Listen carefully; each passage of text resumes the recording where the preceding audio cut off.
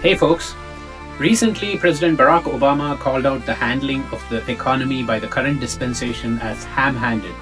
Let's dive into the glorious and somewhat greasy history of the phrase ham-handed, a tale of meat, mayhem, and medieval manners. Long ago, in a time before emojis, Google, or even deodorant, medieval Europe was a messy place. People were noble, but their table manners were, well, questionable. Imagine a grand feast in a candlelit hall, goblets clinking, lutes strumming, and knights dramatically dunking their turkey legs into gravy bowls.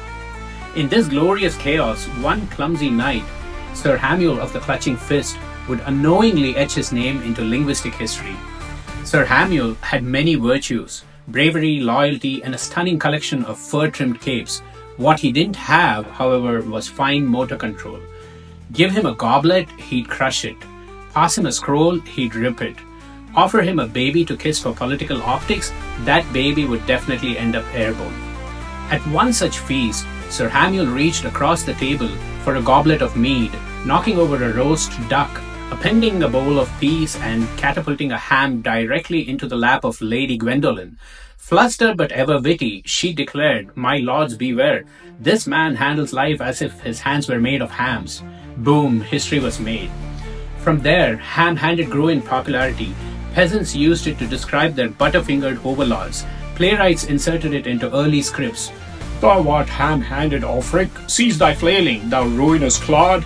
By the 1900s, the phrase had traveled across continents, settling comfortably into English slang to describe someone clumsy, tactless, or just really bad at subtlety. Like your uncle who fixes the plumbing by breaking 3 pipes. Today, ham-handed is less about medieval banquets and more about everyday blunders. Politicians make ham-handed speeches. Friends stage ham-handed interventions. You might even attempt a ham-handed DIY project that ends with a hole in the ceiling and a call to your insurance company. But every time we say it, we honor Sir Hamuel the noble knight with the subtlety of a trebuchet and hands like spiral-cut pork products. So the next time someone calls you ham-handed, just smile and say, "Why yes, and proud descendant of Sir Hamuel the Clumsy." Thank you.